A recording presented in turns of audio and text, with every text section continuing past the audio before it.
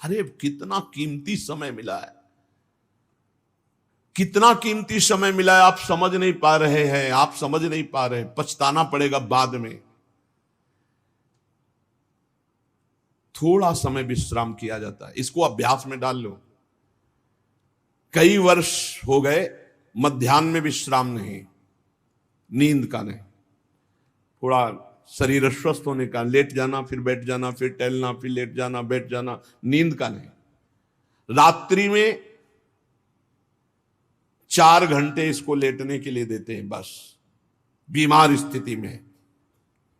शायद बीमारी ना होती तो पद्मासन ही में इसको हम विश्राम देते, पर अब पद्मासन लगा नहीं सकते। शरीर सुख आराम त्याग किए बिना भगवत मार्ग में कोई भी विजितात्मा नहीं हो सकता। रगड़ो, इस शरीर को रगड़ो, हाथ में माला है या काउंटर है, टहल रहे हैं, जब नींद आ रही टहल रहे हैं, सिर्फ 4-5 घंटे शयन के लिए दीजिए। क्या कर पाओगे आगे? यही अवस्थाएं हैं, नवयुवक अवस्था। इसी पर विजय प्राप्त करो, नींद आदि पर, भोजन पर, नींद पर। जानबूझकर 1-2 दिन भोजन छोड़कर भजन पड़े नहीं रहना, कोई जान न पावे कि आप भोजन नहीं किए। पूरी दिनचर्या ज्यों की त्यों होनी चाहिए। जिद्दी स्वभाव, परमार्थ के पथिक का जिद्दी स्वभाव, आराम त्यागी स्वभाव। और शरीर को जैसा बना लो प्रभु वैसे ही है, इसमें जड़ है, कोई अंतर नहीं पड़ता है। रात में सो, दिन में 4 घंटा सोने का अभ्यास बना लो, दिन में सोते रहो। अभ्यास है, चाहे जगने का बना लो चाहे सोने का। आधा आधा कवल रोज बढ़ाते चले जाओ, भोजन आते फैलती चली जाएंगी। आधा आधा कवल रोज कम करते चले जाओ। 24 घंटे में 400 ग्राम अन्न से स्वस्थ शरीर का पोषण हो जाएगा और वो क्रियाशील रहेगा। 400 ग्राम अन्न से काहे को बर्बाद कर रहे हो? आते बढ़ाते चले जा रहे हो, इसको कम करो, कम करो। भोजन 400 ग्राम अन्न से काम चल जाएगा। जिसे भगवत प्राप्ति के बिना जिया नहीं जा रहा, तब भगवत प्राप्ति होती। ये शरीर सुख आराम के त्यागने की, हमें बहुत समय बर्बाद मत करो, समय बर्बाद मत। भोजन कर रहे हो, नाम जब चल रहा है, अंदर पद चल रहा है, कोई भी भोग तुम्हें नहीं फंसा सकता यदि भगवान नाम चल रहा है। समझ ही नहीं रहे, भगवान नाम नहीं जब करना, बस मन मानी आचरण करना है। बड़ी भारी आवश्यकता है शरीर सुख आराम के मिटाने की साधक को। जीवन भर इसी में लगे रहे, जीवन भर। जब से इस मार्ग में चले तो इसी पर नींद और भूख, 2 पर भारी प्रहार रहा है, नींद और भूख। वो भगवान की कृपा से ऐसा, अब तो बहुत भारी रोग से ग्रसित है, लेकिन पीछे मुरारी शरण आए और कहा अल्ट्रासाउंड कराने चलना है, डॉक्टर ने बोला है, तो आज कुछ खाना नहीं। हम कहा आज की बात कर रहे हो? 3-4 दिन से कुछ नहीं गया। जब डॉक्टर वहां देखा तो बोला बाबा पानी पे रहते हो क्या? जो वैसे किया, जानबूझ करके मधुकरी नहीं जाना, 3-4 दिन नहीं पाना। अब देखते हैं भजन कैसे होता है। और यह अभ्यास बचपन से, भूखे रह करके, सर्दी में, गर्मी में, बीमारी में, हर स्थिति में भजन नहीं छूटना, दिनचर्या नहीं छूटनी। शयन में जो तुम्हें सुख मिलता है वो तमोगुणी नींद का है। जागृत होकर भजन में अगर समय व्यतीत कर दो, हाँ, जीवन आनंद में। शरीर सुख आराम को नष्ट करने की जरूरत है साधक को। दिन में सोना बंद करो। जो रात्रि में जगते हैं वो सो सकते हैं आधा टाइम, सोने का टाइम 4 घंटे, तो 2 घंटे विश्राम कर लो। और रात्रि में ऐसी सेवाएं करो कि 1-2 घंटा उसमें विश्राम कर लो, 4 घंटे से काम। और जो रात्रि में चैन से सोते हैं, दिन में मत सो। दिन में टहलो, माला लो और अपने ही कमरे में टहलो, बंद करके कमरा, अपने ही अंदर टहलो, खूब नाम जप करो, मंत्र जप करो। देखो कैसा आनंद आता है कि अरे तेरा समय जा रहा है, पता नहीं आगे कौन सा रोग आ जाएगा, कौन सी घटना घट जाएगी, तू भजन करने लायक रहे या ना रहे। आज भजन कर लेगा तो कल, बता रहे हैं ना, हर समय मन उत्साहित रहता है। तभी हम कह रहे हैं कि भजन करोगे तो मरते दम तक तुम्हारा उत्साह नष्ट नहीं होगा, उत्साह संपन्न। कितना आनंद रहता है। मन से भगवत आराधना शुरू हो जाती है, मन से पाठ शुरू हो जाता है, मन से परिक्रमा शुरू हो जाती है। हमें लगना है, आराम शब्द जीवन में नहीं। सीधी बात समझो, जब तक भगवत प्राप्ति नहीं तब तक आराम नहीं। राम काज कीन्हे बिनु मोहि कहां विश्राम। बिल्कुल जिद्दी स्वभाव बनाना पड़ेगा। शरीर आलस्य, प्रमाद, भोग, नाना प्रकार की खान पान सामग्री, तो भगवान कहते फिर मेरी प्राप्ति की विजितात्मा बनो। आराम है, राम काज कीन्हे बिनु मोहि कहां विश्राम। समुद्र पार कर रहे हैं, मैनाक जी प्रकट हो गए, थोड़ा विश्राम कर लो। बोले नहीं, राम काज कीन्हे बिनु मोहि कहां विश्राम, मोहि कहां विश्राम। सेवक सुख चाह मान भिखारी, व्यसनी धन शुभ गति व्यभिचारी, कभी नहीं। सर्वभूतात्म भूतात्मा, संपूर्ण प्राणियों के साथ आत्मवत व्यवहार करे, सब में मेरा प्रभु विराजमान है। जैसे हमारे किसी शरीर के अंग में चोट लग जाए तो हमें ही लगती है, ऐसे संपूर्ण चराचर जगत में जब हम किसी को दुखी देखे तो हमारा हृदय दुखी हो जाए। कैसे इसके दुख को, इसे सर्वभूतात्म भूतात्मा कहते हैं। जो योगी होता है वो सबको सुख पहुंचाने की चेष्टा करता है, किसी को भी दुखी देखकर उसका हृदय व्याकुल हो जाता है। साधन में स्वाभाविक प्रवृत्ति नहीं होती, लगाना पड़ता है, इसलिए उद्देश्य दृढ़ रखो। अब हमको इसी जन्म में भगवत प्राप्ति करनी है, हम प्रियालाल की शरण में हैं, हमारा एक एक मिनट बड़ा कीमती है, हर मिनट में हर सेकंड में हमें नाम जप करना है और प्रभु के भरोसे रहना है। कम सोना है, कम खाना है, कम बोलना है, तीन बातें पकड़ो। कम सोना इसका अभ्यास बना लो, कम खाना इसका अभ्यास बना लो, और कम बोलना इसका अभ्यास। ये तीन बातें जीवन में साधक के बिल्कुल सरलता पूर्वक आ जानी चाहिए। मिताहार, मित भाषण और नियमित शयन। शयन से बचो, ये बहुत जहर है, नींद बहुत जहर है। निद्रा आलस प्रमादोत्थम तत्तामस मुदाहृतम, इसको एक सीमा में बांध दो, 3 घंटे 4 घंटे 5 घंटे, बस 24 घंटे माला, काउंटर, वाणी, सेवा, टहल रहे, सो नहीं सकते, आराम नहीं कर सकते, नहीं कर सकते। ये अभ्यास बनाओ तभी आगे बढ़ पाओगे। सत्संग रोज सुनते हो, देखो तुम्हें जो डांट लगती है, तुम्हें बहुत प्यार करते हैं, प्रभु बहुत प्यार करते हैं, इसलिए डांट लगवा रहे हैं, इसलिए आपको सत्संग सुना रहे हैं। ये जीवन सार्थक कर लो, नहीं तो बहुत पछताना होगा। हम पशु पक्षी के जीवन में साधना नहीं कर पाएंगे। कैसे हमारा चिंतन बदले। भगवान ने अगला शब्द का मदगत प्राणा, प्राण जिसके मेरे में समर्पित है। प्राण समर्पित का मतलब है प्राण वायु को लेकर प्रधान है। भोजन न मिले, जल न मिले तो भी हम जीवित रह सकते हैं काफी समय तक, क्योंकि प्राण वायु, प्राण बलवान पुष्ट होते हैं अन्न और जल से, लेकिन प्राणों की सत्ता वायु से है। ये जो श्वास प्रश्वास है, भोजन हमें 4-6 दिन न मिले तो आराम से दिनचर्या चल सकती है, पानी 8-10 दिन न मिले तो भी दिनचर्या चल सकती है, ऐसा नहीं कि मर जाएंगे।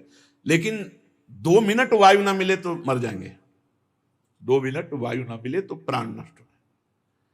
प्राण का सीधा संबंध वायु श्वासों से है, और प्रभु को प्राण समर्पित करने का मतलब हर श्वास नाम जप करना। मदगत प्राणा, हम पानी भी पिएंगे, भोजन भी पाएंगे तो प्रभु को समर्पित करके और हर श्वास नाम जप करेंगे तो ये मदगत प्राणा होगा। मत चित्ता, निरंतर चिंतन करने के लिए हमें प्राणों को समर्पित करना होगा। हमारे प्राण समर्पित हैं, हम प्रसाद के द्वारा प्राणों का पोषण करेंगे और हर श्वास प्रश्वास में नाम जप। श्वास ऊपर गई तो नाम जप, श्वास नीचे गई तो नाम जप। बोधयंता परस्परम, यदि हम किसी से बात करेंगे तो अपने प्रभु की चर्चा करेंगे, उसी प्रभु की चर्चा का कथन। कथयंतश्च माम नित्यम, केवल भगवत चर्चा करेंगे, केवल। कभी कभी ये लोक कल्याण की भावना भी प्रपंच में उतार देती है। निवेदन है कि यहां कोई लोक वार्ता का प्रश्न लेकर के नावे, एक जगह तो बख्श दो जहां केवल भगवान के संबंध की चर्चा होने दो। श्रीधाम वृंदावन में आप आए हो तो प्रिया प्रीतम की चर्चा का प्रश्न करो, प्रिया प्रीतम की चर्चा सुनो, निहाल हो जाओगे। तुष्यंत च रमंत च, उसी में आनंद और संतोष होता है। भगवत चर्चा हुई और उसी में रमण करे। एक जगह तो रखो जहां तुम केवल प्रभु की चर्चा सुन सकते हो, प्रभु की चर्चा कर सकते हो। प्रपंच का तो बहुत विस्तार है। कथयंत च माम, माम भगवान कह रहे हैं, कथयंत च माम नित्यम तुष्यंत च रमंत च। चलते हैं हम भगवत मार्ग में, फैल जाते हैं फिर दुविधा युक्त संसार प्रपंच में। केवल भगवत चर्चा, कथयंत च माम, भगवान केवलम, केवल माम, मेरा। प्रियालाल की सिवा और कोई चर्चा नहीं। बार बार बोर्ड लगवा देते हैं, श्यामा श्याम की चर्चा के सिवा यहां कोई चर्चा न की जाए।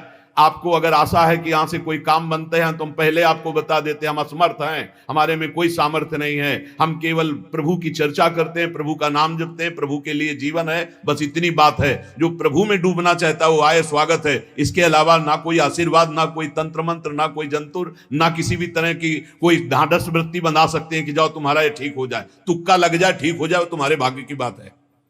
यहां से कोई चमत्कार नहीं, यहां एक ही चमत्कार है, मलिन मन को श्री भगवान में लगा देना, जीवन को जीवन मुक्त अवस्था में पहुंचा देना।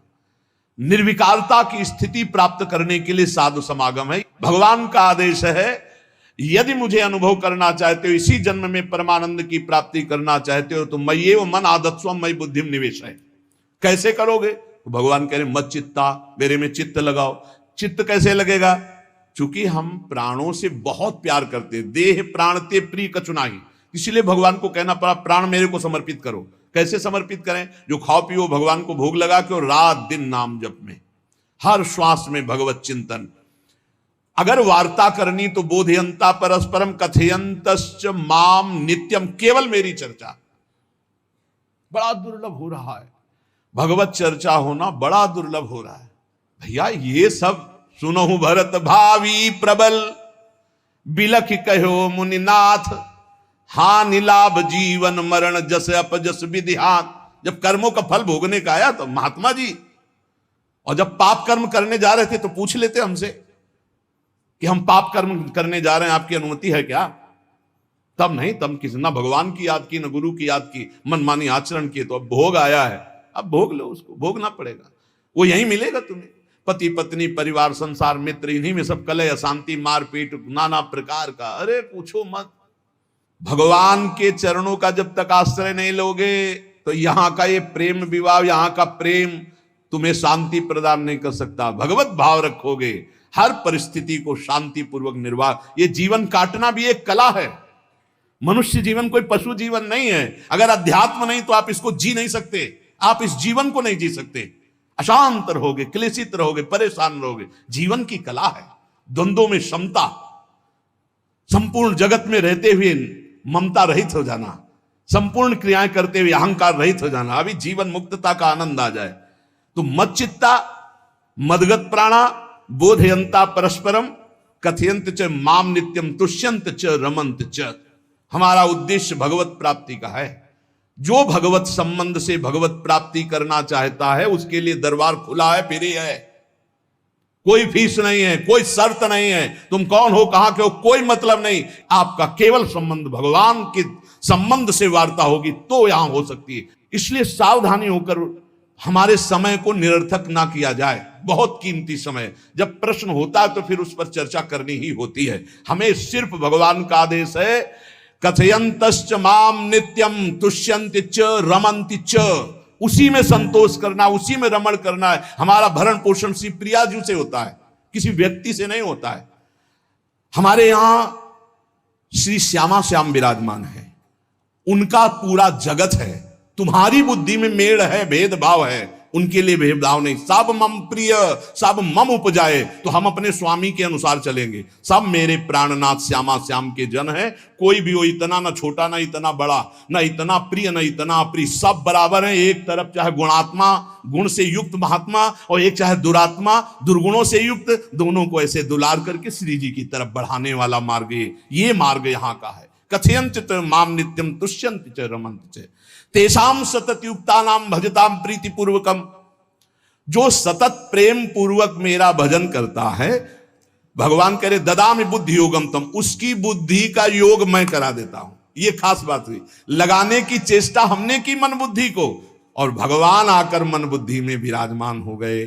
तेषामेवानुकंपार्थ महमज्ञानजम तमहा नाशयात्म्यात्म भावस्थो ज्ञान दीपेन भास्वता। भगवान कृपा करके उसके हृदय में ज्ञान प्रकाशित कर दिया। जब कोई सतत भजन करता है, प्राण प्रभु को समर्पित कर देता है, चित्त प्रभु में लगाए हुए प्रभु की चर्चा, भगवान उसके अंदर ज्ञान प्रकाशित कर देते, तो वो अनात्म भाव जो देह भाव था उसका नाश हुआ और वो भगवत भाव में स्थित हो जाता है। भगवान कह रहे हैं मत चित्तः सर्वदुर्गाणि मत प्रसादात् तरिष्यसि। जब कोई मेरे में चित्त लगाता है तो मेरी कृपा से सारे दुर्गुणों का नाश हो जाता है। महात्मा तो भगवान बनाते हैं। करो सत्य ते साधु समाना, मैं उसे साधु बनाऊं। हमारा कर्तव्य हमारा चित्त प्रभु में लग जाए।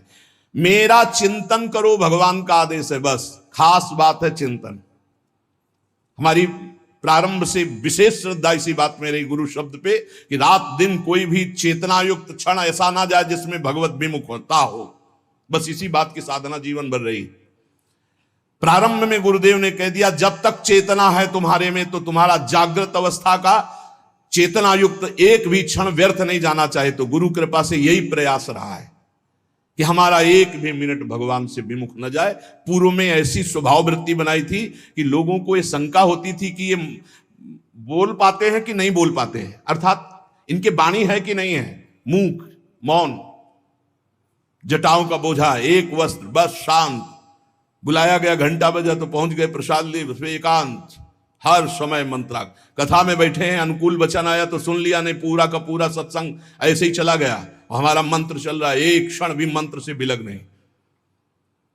हमारा कर्तव्य है केवल चिंतन। चिंतन करोगे तो अभी मुक्त हो, अभी परिणाम में नहीं। अभी हम राधा बोल रहे हैं, अभी प्राण निकले, अभी श्री जी के पास पहुंच जाएंगे। भगवान की कृपा का बल और साधन का तुम्हारा पूरा प्रयास, प्रयत्न। ध्यान रखो, दो से सिद्धि प्राप्त होती है, भगवान की कृपा का बल और आपकी पूरी साधना का प्रयास, प्रयत्न, कायरता नहीं। भगवान की कृपा का बल और तुम्हारा पूरा प्रयास, पूरा प्रयत्न। देखो, भगवान की दर्शन वृत्ति हृदय में जागृत हुई ध्रुव जी के पद को लेकर, कामना को लेकर। मैं भगवान का साक्षात्कार करूंगा, उनसे वरदान मांगूंगा कि मुझे सबसे श्रेष्ठ पदवी की प्राप्ति हो। चले, भगवान नारद जी मिले। पहला प्रलोभन, चलो अभी तुम्हें इस सम्राट पद पर नकार दिया। फिर भय, सांप हैं, बीछी हैं, जंगल के बड़े, और फिर यक्ष राक्षस, न जाने कौन कौन है। तुम अभी बालक हो, तुम्हें खा जाएंगे, तुम क्या तपस्या करोगे, क्या भजन। नहीं, इससे भी नहीं डिगे, कुछ भी हो, कदम वापस नहीं जाएंगे, अब तो हरि की प्राप्ति। तो गुरु मंत्र दे दिया। 6 महीने बहुत ही देह भाव रहित होकर उच्च कोटि की साधना की। बालक होने पर यही मथुरा में, मधुपुरी में देह भाव रहित होकर के, क्योंकि जंगल में ऐसे ऐसे मच्छर बड़े बड़े ना, एक मच्छर मारे तो पूरा होश खराब हो जाए, पूरी चेतना जागृत। तो उस 5 वर्ष के राजकुमार के शरीर में कितने मच्छर चिपके रहे होंगे, क्या क्या भयावह। हमने तो सेनपुर में देखा, आसन लगाए बैठे, काला नाग सांप ऐसे फुसकार रहा है। पूरा दृढ़ निश्चय है कि अगर ये काटने का समय है तो काट लेगा, नहीं काटना तो बिल्कुल नहीं काटेगा, बैठे रहो। वैसे पास से निकल गए, छाती से भी निकल गए हैं। निश्चय है कि अगर काटना है काटेगा। सैकड़ों बिच्छू, कभी ऐसे डंक नहीं मारा। और अगर काटना हो, मारना हो ना, तो बढ़िया महल में बैठे हो तो वहां जाके काट लेंगे। ध्रुव जी अपनी निष्ठा से कभी नहीं विचलित हुए। अब जब भगवान सामने आए तो आखिरकार 5 वर्ष के बालक घबरा गए। भगवान का तेज, भगवान का रूप, भगवान की महिमा।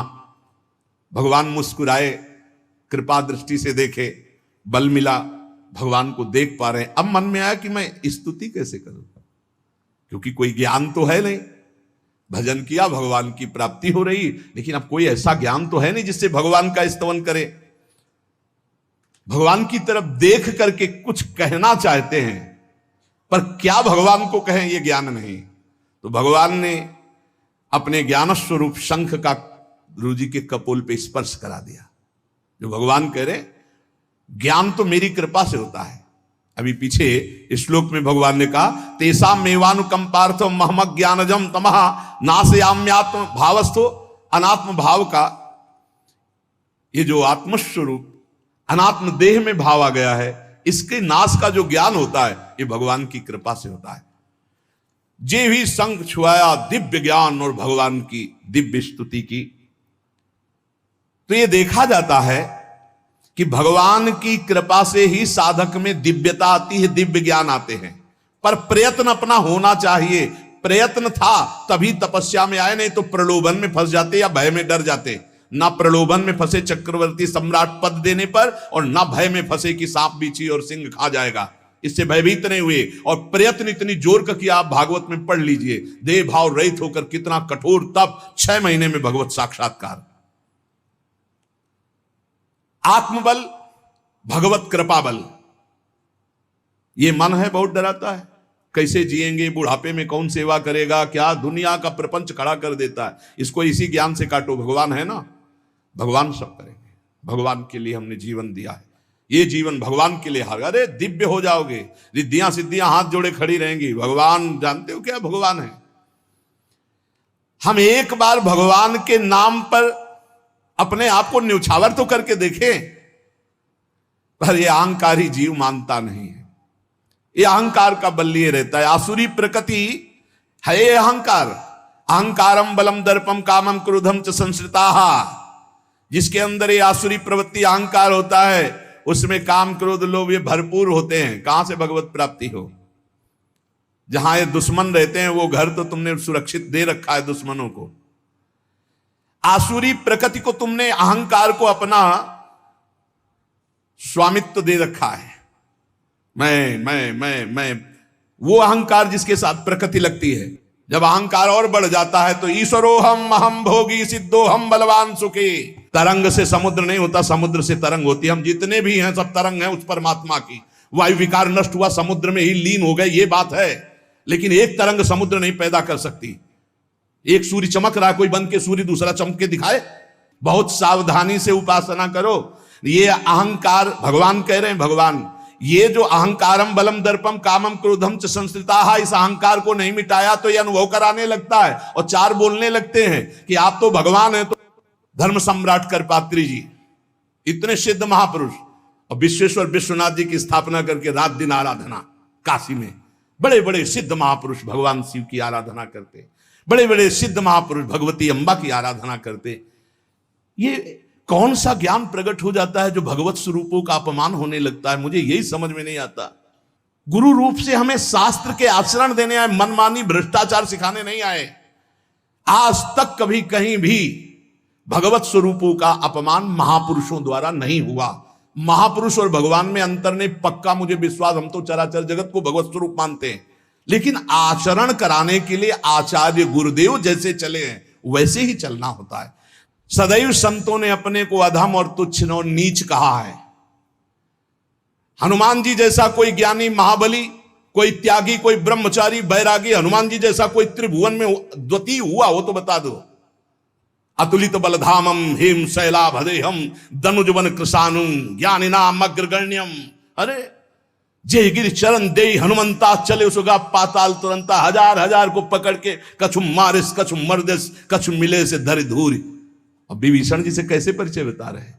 प्रात ले जो नाम हमारा तेहि दिन ताहि ना मिले आहारा। असमय अधम सखा सुनु मोहु पर रघुबीर। क्या दैन्यता का स्वरूप हनुमान जी महाराज। भगवान से जब हनुमान जी मिल रहे तब उनसे प्रभु आप पूछ रहे हो कि तू नाथ एक मैं मंद मोह बस ज्ञानी नाम अग्रगण्यम। एक मैं मंद मोह बस कुटिल हृदय अज्ञान पुनि प्रभु मोहि विसारेऊ दीन बंधु भगवान। जय प्रणतारित भंजन चरणों में लौट गए हनुमान जी महाराज। सबरी जी भगवान सामने बैठकर स्तुति करते हैं। जो नवधा भक्ति है वो उपदेश नहीं है, सबरी जी की स्तुति है। ये सब भक्ति सबरी जी में विराजमान, क्योंकि उसी समय सबरी जी भगवत धाम जाती है तो उपदेश तो उसको दिया जाता है जो आचरण में उतारे। सबरी जी तो सिद्ध महापुरुष अभी भगवत धाम जा रहे हैं भगवान के सामने ही। वो क्या कहती, अधम ते अधम अधम अति नारी तिन मह में मति मंद अघार। हरिवंश महाप्रभु क्वाहम तुच्छ परम अधम प्राण्यो गर्ह कर्मा यत्तन्नाम स्फुरति महिमा हरेश वृंदावनस्य। इन सब बड़े बड़े आचार्य महापुरुषों ने भगवान की दास्ता स्वीकार करके जीवन अर्पित करके आचरण करके दिखाए। जहां ये आसुरी अहंकार होता है तो ईश्वरोहम महम भोगी सिद्धोहम बलवान, ये सिद्धावस्था नहीं है, ये तमोगुणी आसुरी अहंकार का परिणाम है जो ये दिखाई देता है भगवत स्वरूपों का अपमान करके। नहीं, यद्यपि अभेद है वो महापुरुष शिव और वो अभेद है, पर आचरण जब करेगा तो स्वामी और सेवक का करेगा। काशी नगरी सिद्धों की नगरी है, ज्ञानियों की। देखा, बड़े बड़े सिद्ध परमहंस जाते हैं शंकर जी के दर्शन करने, विश्वनाथ जी के, तो जिनके कमंडल भी नहीं, दिगंबर है ना, तो वो भी ऐसे हाथ उठा के नमः पार्वती पते, और बस ऐसे सर झुकाए खड़े रहते हैं। जल भी नहीं है, पत्र भी नहीं है, ऐसे वो हम सब खड़े खड़े घंटों खड़े रहते। तो वहां के शिव पार्षदों से ऐसा करुणा में प्रेम हो गया था कि वो हमें नहीं हटाते थे, तो एक कोने में घंटों खड़े रहते थे और दर्शन करते रहते थे भगवान विश्वनाथ जी। तो जैसे ऐसे अवधूत आते, न कोई जल का कमंडल है, न कोई पत्र है, न पुष्प, नजदीक गए और नमः पार्वती पते हर हर महादेव, बस सर झुका, ये है। और स्वयं शिव स्वरूप है, इतना अंतर नहीं ब्रह्मबोध में।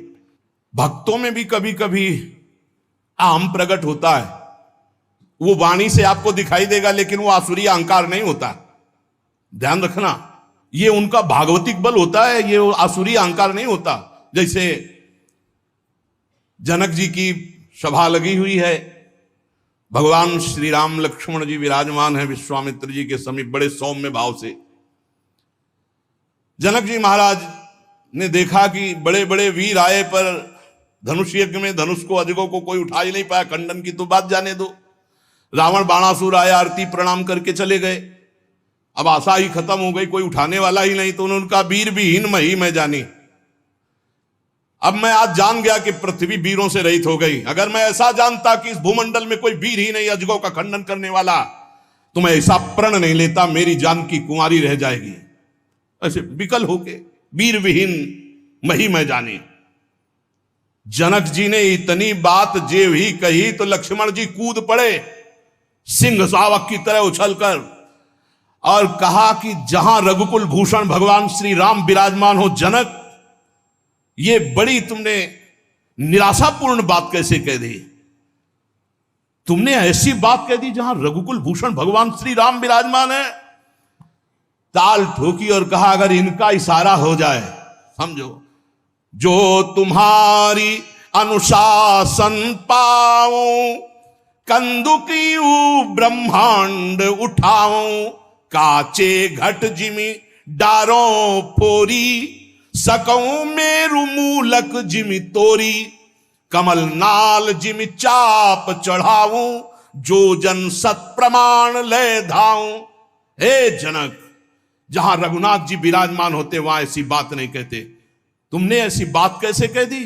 अगर मेरे स्वामी का आदेश हो जाए अभी तो पूरे ब्रह्मांड को कच्चे घड़े की तरह तोड़ दूं।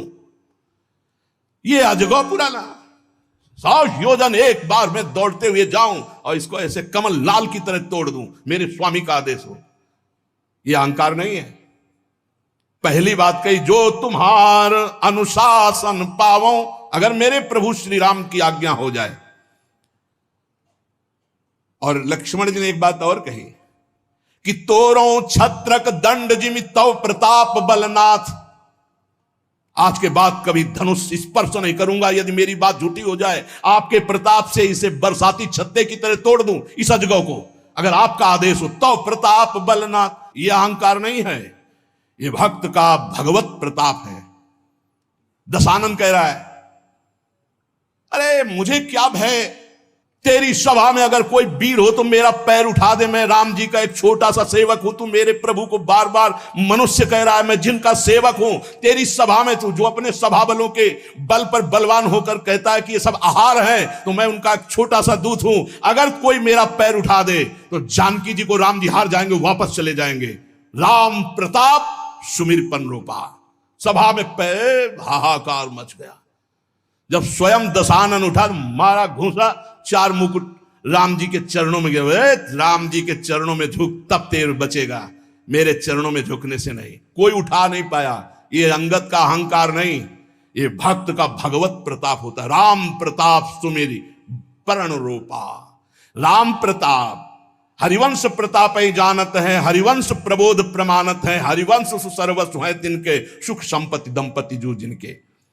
लक्ष्मण जी कह रहे सकौ मेरु मूलक जिम तोरी, जैसे मूली तोड़ दिया जाता 4 लाख योजन का सोने का पहाड़ सुमेरु, वैसे उखाड़ के तोड़ के फेंक दूं। भगवान अपार सामर्थ्यशाली, और जो भगवान में चित्त जोड़े अपार सामर्थ्यशाली। हम लोग कभी कभी अहंकार और प्रताप के भेद को नहीं समझ पाते। महापुरुषों में अहंकार नहीं होता, वो भगवत प्रताप होता है। जो आसुरी अहंकार है वो तो भगवान की शरणागति से नष्ट हो जाता है। भगवान का प्रताप भक्तों के जीवन में उदय होता है। भगवान बहुत कृपालु हैं, बड़ी करुणा की है, अपना मार्ग हमें देने के लिए सत्संग दे रहे हैं, कथन श्रवण का सौभाग्य मिला है। इसी जन्म में हमें भगवत प्राप्ति करनी है। अपार बलशाली माया को परास्त करने का बल केवल भगवान की कृपा से प्राप्त होता है। इसलिए नाम जप करो, भगवत लीला गायन गुणगान करो, और भगवान से प्रार्थना करो कि मेरा अहंकार आपके चरणों में समर्पित हो जाए। सारा दोष इसी अहंकार का है। ये संस्कृति मूल शूल प्रद नाना, सकल शोक दायक अभिमाना, ताते करें कृपा निधि दूरी, सेवक पर ममता अति भूरी। हमारे ऊपर बहुत प्यार है प्रभु का, हम उस प्यार के बल से अहंकार को प्रभु के चरणों में समर्पित करके इसी जन्म में जीवन मुक्त हो जाए। शेष चर्चा आगे। श्री राधा वल्लभ लाल की जय।